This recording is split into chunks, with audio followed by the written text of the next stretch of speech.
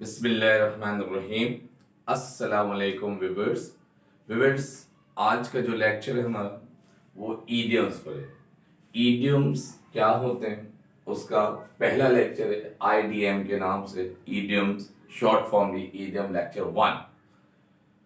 अक्सर और बेशतर ये देखा गया, mostly it has been watched, observed and notice that the difference between idioms and phrasal verb it is difficult for the students।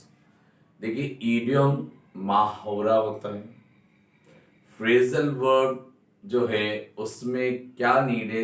अब मेरा प्रीवियस लेक्चर आप देख लीजिए phrasal verb के नाम से, तो बिल्कुल क्लियर हो जाएगा।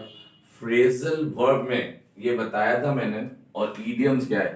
देखिए, phrasal verb में ये बताया था कि verb plus PRE preposition, verb plus preposition बताया था, ठीक है।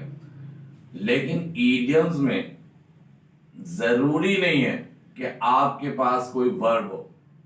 idiom में वर्ब का होना जरूरी नहीं है, वर्ब हो भी सकता है, लेकिन वर्ब का होना जरूरी है। एक फ्रेज होती है, prepositions भी हो सकता है, इसमें एडवर्ब भी हो सकता है, एडजेक्टिव भी हो सकता है, इसके अंदर नाउन भी हो सकता है।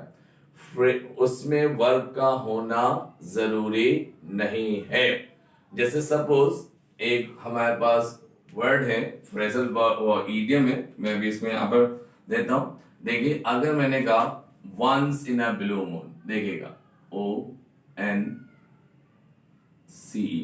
Once in a BLUE, blue, MOON, moon.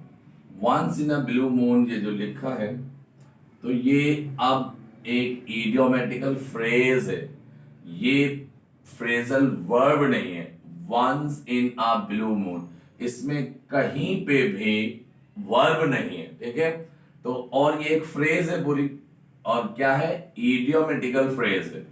लेकिन फ्रेजल वर्ब क्या होगा, जैसे मैं कहता हूं कि यस, TURN टर्न, और इधर कहते हैं DOWN टर्न डाउन। तो टर्न डाउन जो होगा ये फ्रेजल वर्ब हो जाएगा, और once in a blue moon जो है ये ईडियम हो जाएगा। देखिए, ये आएगा IDIOM, idiom.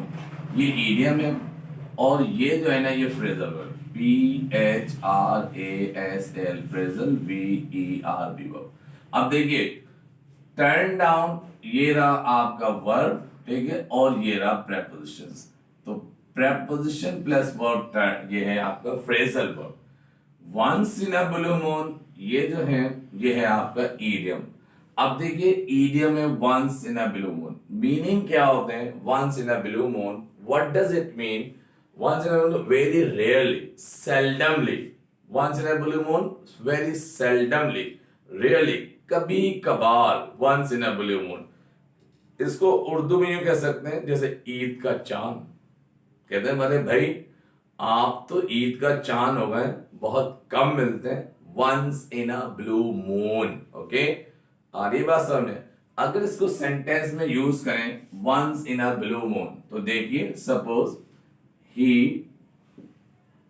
COME, he comes here once in a BLUE, blue, MOON, once in a blue moon। वो यहां शाज़ुन नादिर आता है भाई, कभी कभार आता है। he comes here once in a blue moon, बहुत कभी कभार आता है, ठीक है।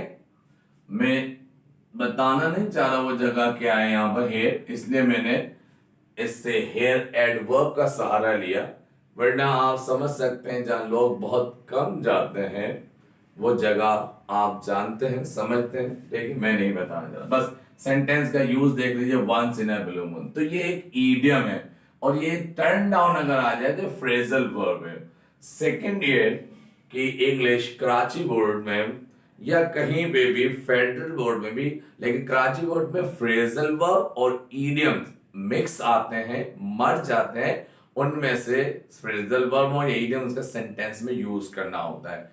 बिलखुसूस सेकंड ईयर कराची बोर्ड, इनमें जो हमारा कराची बोर्ड है, इसमें जो है सिंध बोर्ड भी कहते हैं, एक्चुअली कराची तो हम कहते हैं लेकिन सिंध बोर्ड है, इसमें इडियम्स दिए जाते हैं आपको और you'll have to use idioms in your sentences। आपको अपने जुमलों में वो idioms और phrasal verb दोनों आते हैं, उनको सेंटेंस में यूज करना पड़ता है। ये जो आज मैंने टॉपिक शुरू किया idioms का, so my dear I have received many request, sir बहुत देर हो गई है, idiom शुरू करें, जल्द से जल्द पढ़ाएं। तो भाई मैंने अपनी तमाम मसरूफियात से वक्त निकाल कर आपकी इस फरमाइश को पूरा कर रहा हूं। कोशिश कीजिए समझने की कि इडियम्स और फ्रेजल वर्ब में डिफरेंस क्या है। Get it? अब देखिए, मैंने कहा जरूरी नहीं है कि इडियम्स और वर्ब हो, बगैर वर्ब के भी हो सकता है। अब देखिए एक और हम फ्रेजल वर्ब लेते हैं, ओ सॉरी इडियम्स लेते हैं आपकी 5 ईयर से लेकर। जैसे सपोज इसमें लिखा विन, लिखा हुआ to win, WIN, to win laurels, LAURELS, laurels. अब देखिए टू विन लॉरेल्स, ये एक ईडियम है, इडियमेटिकल फ्रेज है, एक्सप्रेशन है। इसका मतलब ये होता है to win laurels, to win awards, मतलब तमगात हासिल करना। टू विन लॉरेल्स इसका मतलब है तमगात, हाँ तमगे, बड़े सारे बहुत सारी चीजें हासिल करना, उसे कहते हैं टू विन लॉरेल्स। सपोज हम यूं कह सकते हैं विंस लॉरेल को कि जनाब यस किसी भी मशहूर हस्ती का नाम ले लीजिए। सपोज मैं कहता हूं इसमें मिस्टर जिना, MR, मिस्टर JINNAH, मिस्टर जिना।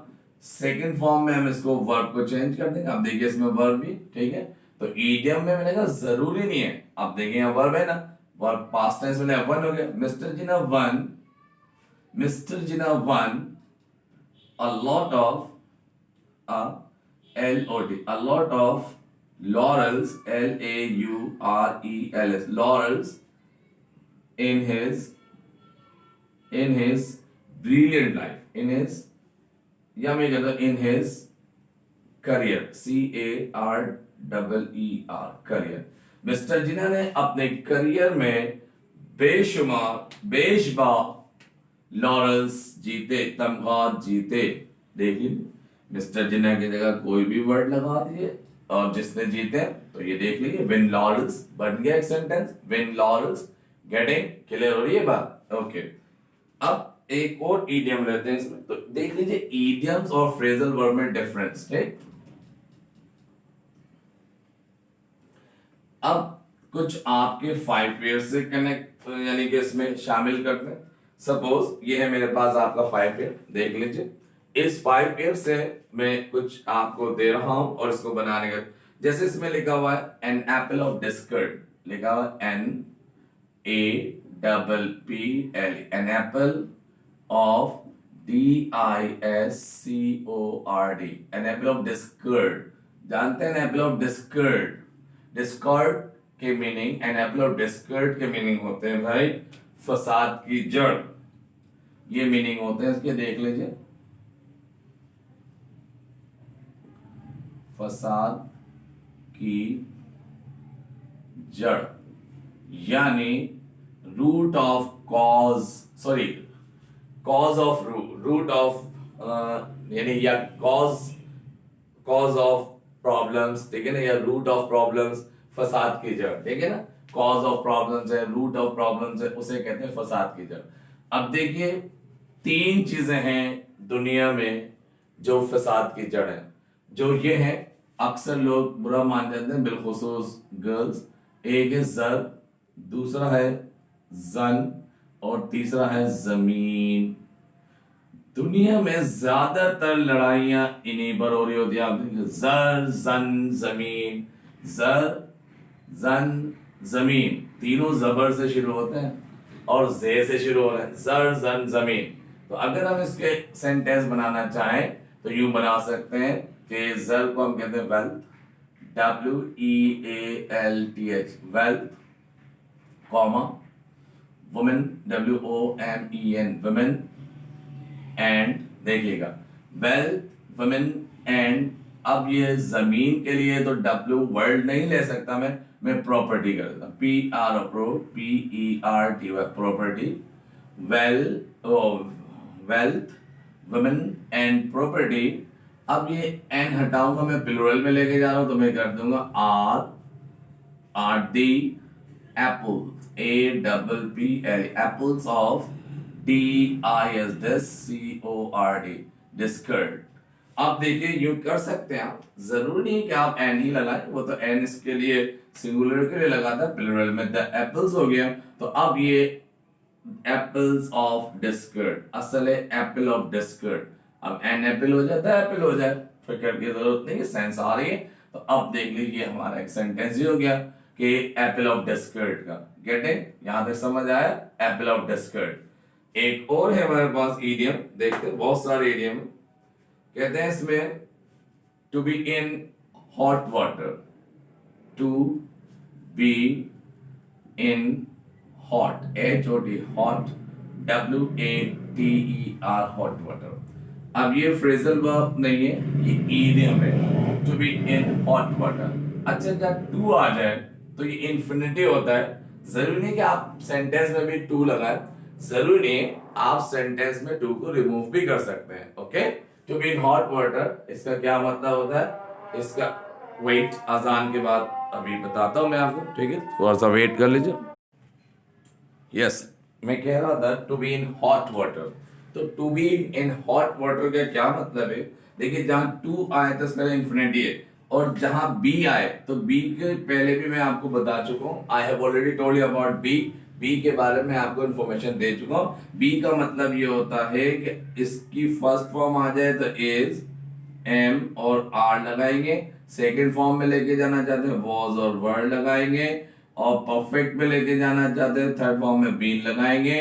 देखिए ये इसकी फॉर्म्स होती हैं। तो अब हम जो इसको सेंटेंस में इस्तेमाल करेंगे, अगर प्रेजेंट में करें तो इसकी जगह इज एम आर लगाएंगे, पास्ट में करेंगे वॉज वर्ड लगाएंगे, और अगर परफेक्ट सेंस में लगाएंगे तो हैज बीन हैव बीन के सेंस में लेके जाएंगे, पास्ट पार्टिसिपल लगाएंगे तो बीन लगाएंगे।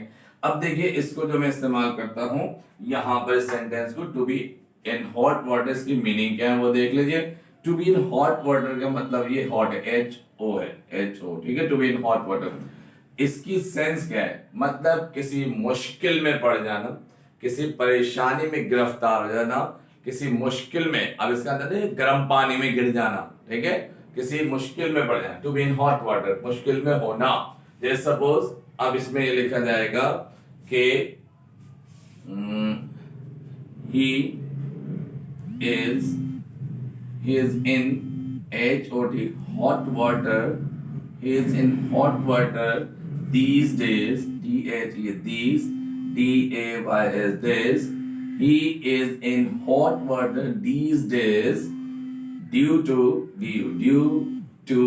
LOCK lock DOWN due to lockdown, lockdown की वजह से वो बेचारा परेशानी में है, मुश्किल में है।